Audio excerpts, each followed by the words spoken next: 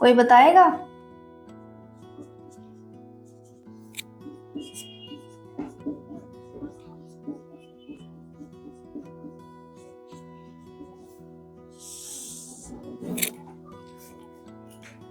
हम बात करें इनकम्प्लीट डोमिनेंस की, तो इनकम्प्लीट डोमिनेंस को हम एक एग्जांपल से समझते हैं। हम एक स्नैपड्रैगन प्लांट फैमिली के एग्जांपल से समझते हैं। उसका हमने कैरेक्टर लिया है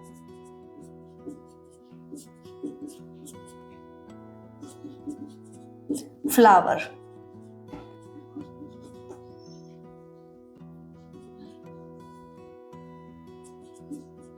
ठीक है, स्नैपड्रैगन जो कंपनी है उसका हमने फ्लावर लिया है और उसके फ्लावर से बहुत अच्छे तरीके से इनकम्प्लीट डोमिनेंस को समझा जा सकता है। देखो, हमने फ्लावर के दो ट्रेट लिए। एक क्या लिया, जो हमारा फ्लावर था इस तरीके से, एक हमने लिया रेड कलर का और एक हमारा जो फ्लावर था वो हमने लिया व्हाइट कलर का। इतनी बात समझ आ गई? एक हमने लिया रेड कलर का, एक हमने लिया व्हाइट कलर का। इसको हमने कैपिटल आर से शो किया, इसको हमने स्मॉल आर से शो किया। इसके किसको शो किया? इनको, इनकी जीन्स को। ठीक है, अब ये रेड कलर का था, व्हाइट कलर का था, आपस में हमने इनका क्या करवाया? हाइब्रिड करवाया। हाइब्रिड करवाने से क्या हुआ, हमें क्या मिलेगा? क्योंकि ये दोनों क्या है, एलील्स क्या है, सेम है। तो हमें जो F1 जनरेशन में सारे के सारे प्लांट्स कैसे मिलेंगे? एक कैपिटल आर और एक स्मॉल आर, है ना। जो हमें इनका क्या मिलेगा? जीनी स्ट्रक्चर यही मिलेगी, जीनोटाइप हमें यही मिलेगा। और फिनोटाइप हमें क्या मिलना चाहिए? क्योंकि हम ये मान रहे कि आर डोमिनेटिंग होता है, इसीलिए हमने इसको कैपिटल से शो किया। तो क्या आना चाहिए था? रेड कलर आना चाहिए था। ये अब तक हम पढ़ चुके हैं। ठीक है, बट हुआ क्या कि रेड कलर जो है वो नहीं आया इस F1 जनरेशन के अंदर। अब यहीं पे सारी चीजें छुपी है कि रेड कलर क्यों नहीं आया। आना तो चाहिए था, क्योंकि आर जो है हमने कैपिटल में शो किया है और ये क्या होता है? डोमिनेटिंग होता है किस पे? इसके ऊपर। ये डोमिनेटिंग कैरेक्टर मानते हैं और हम ये रिसेसिव कैरेक्टर माना, तो होना क्या चाहिए था? रेड आना चाहिए था। बट यहाँ पे कलर कैसा शो हुआ? हमें पिंक कलर शो हुआ। चलो जी, कोई बात नहीं, आगे देखते हैं। अब हम इसकी F2 जनरेशन देखते हैं कि वहां पे क्या चेंजेस हुए। ठीक है, F2 जनरेशन के अंदर हम क्या करते हैं? जो F1 जनरेशन में हमें ट्रेट मिली होती है, इसी का क्या करते हैं हम? सेल्फ पोलिनाइजेशन करते हैं, है ना। तो हमने क्या ले ली? एक मेल ले लिया, एक फीमेल ले लिया, है ना। ये आर इस पेन से शो करते हैं। ये ले लिया हमने आर और यहाँ पे भी क्या ले लिया हमने? आर। गैमेट फॉर्मेशन होगी, एक बनेगा आर, एक बनेगा स्मॉल आर, राइट। और यहाँ पे भी क्या होगा? गैमेट फॉर्मेशन होगी, तो सेम दोनों जो एलील्स है वो अलग अलग गैमेट्स में मूव हो जाएंगे। ठीक है, अलग अलग सेपरेटली मूव हो जाएंगे। अब गैमेट फॉर्मेशन होगी, अब क्या करना है? क्रॉस करवाना है। ये क्रॉस करवाने का मतलब क्या होता है कि हम ये चांसेस देख रहे हैं, नंबर ऑफ चांसेस देखते हैं कि कौन सी जनरेशन डेवलप हो सकती है। ठीक है, क्रॉस करवाने का मतलब ये हो जाता है। अब ये देखो, हम इसका क्रॉस करवाते हैं तो क्या आएगा? Are capital are. इसी तरीके से ये इसके साथ में जाएगा, कैपिटल आर स्मॉल आर। ये क्या बनेगी? राइट। और ये राइट, स्मॉल आर। ये चार चीजें हमें मिली। ये क्या आना चाहिए था? रेड। ये क्या आनी चाहिए थी? रेड। लेकिन हमें मिली कैसी? पिंक। समझ रहे हो? यहाँ पे भी हमें पिंक मिली है, यहाँ पे भी हमें क्या मिलनी चाहिए थी? रेड मिलनी चाहिए थी, बट हमें नहीं मिली वो रेड। यहाँ पे भी पिंक मिली, ऐसे इसी तरीके से इसमें भी क्या मिली हमें, पिंक मिली। और ये स्मॉल आर क्या बनाएगी, किस तरीके के फ्लावर बनाएगी, ये व्हाइट फ्लावर बनाएगी, ठीक है। और ये कैसे बना रही है, रेड। तो अल्टीमेटली जो हम इनका क्या बोलेंगे, अल्टीमेटली देखो जो यहाँ पे जीनोटाइप है वो कैसा है, जीनोटाइप कैसा है, 1:2:1, that is capital r capital r capital r small r small r small r. लेकिन चेंजेस कहां पे आ गए, फिनोटाइप में। फिनोटाइप रेशो क्या बन गया, ये फिनोटाइप रेशो है, ये देखो फिनोटाइप रेशो में क्या है, ये कैसा है, फिनोटाइप रेशो में क्या है, रेड है, ये कैसा है, पिंक है, और ये कैसा है, व्हाइट है। और जो हमने मेंडल्स का लॉ किया था डोमिनेटिंग वाला, उसमें हमें रेशो क्या मिल रहा था, उसमें हमें रेशो मिल रहा था 3:1, लेकिन यहाँ पे क्या रेशो मिल रहा है, 1:2:1। यहाँ पे ये रेशो मिल रहा है, यहाँ पे हमें क्या मिल रहा है, ये रेशो मिल रहा है, लेकिन वहां हमें कैसा मिल रहा था, ये रेशो।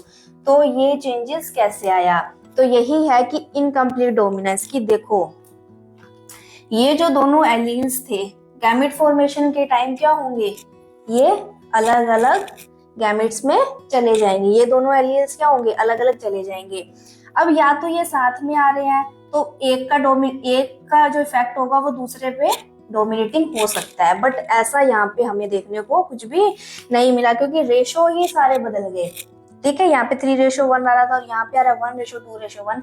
बिल्कुल ही एक नया कैरेक्टर सामने देखने को मिला है और नया कलर सामने देखने को मिला है ना। तो ऐसा क्यों हुआ, देखो इसका देखो एक रीजन तो ये है कि ये जो आर है, आर का मतलब जो कैपिटल आर जो हो गया वो प्रॉपरली जो प्रॉपर है वो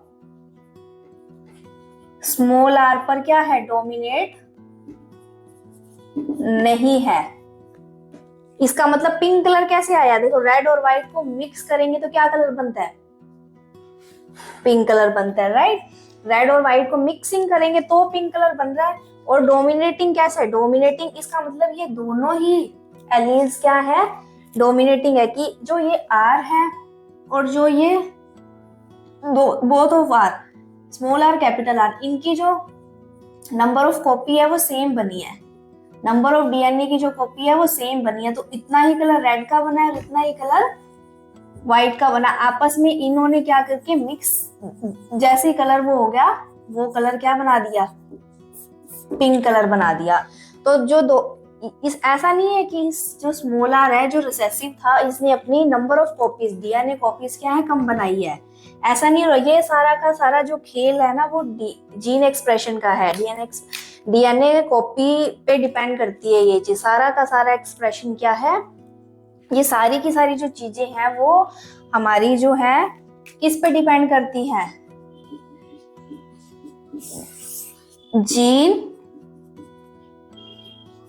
जीन एक्सप्रेशन पर।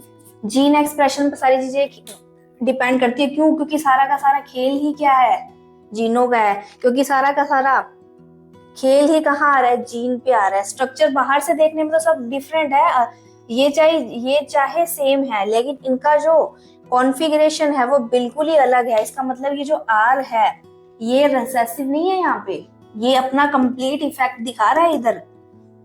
ये जो आर है यहाँ पे इस कैपिटल आर के ऊपर, ये जो स्मॉल आर है इस कैपिटल आर के ऊपर अब रिसेसिव नहीं रहा, ये अपना इफेक्ट प्रॉपर दिखा रहा है और ये अपना इफेक्ट प्रॉपर दिखा रहा है। तो ये है इनकम्प्लीट डोमिनेंस की, जहां पे डोमिनेंस क्या है, दोनों की बराबर हुई है और कलर क्या हो गया, मिक्स हो गए। दोनों की जो जीन या जो डीएनए के एक्सप्रेशन थे वो बराबर आए हैं और दोनों आपस में मिल करके ही फ्लावर का कलर कैसा बना है, हमारा पिंक कलर का फ्लावर हमें देखने को मिला है। इसका मतलब क्या है, नई ट्रेट आ गई। अगर ये देखो पिंक कलर ना आए तो सोचो जरा कि क्या हो सकता है। मान लो हम क्या बोल रहे हैं कि जो ये F1 जनरेशन मिली या जो भी हमें फर्दर जनरेशन मिलती है, वो जनरेशन जो है हमें किसके जैसी दिखेगी, या तो अपने मदर के जैसे दिखेगी या फादर के जैसे दिखेगी, है ना, किसी किसी एक पेरेंट के जैसे हम दिखेंगे, सपोज करो, है ना। तो इसका मतलब तो जो हमारी पूरी की पूरी जो हमारी फैमिली है उसमें, या तो क्योंकि हम तो डेवलप्ड हुए हैं, राइट, तो जो हमारे दादा परदादा हो गए उनकी जैसी हमारी शक्लें दिखनी चाहिए, या तो हम अपने दादा परदादाओं से मिलते या हम अपनी दादी परदादी से मिलते, है ना।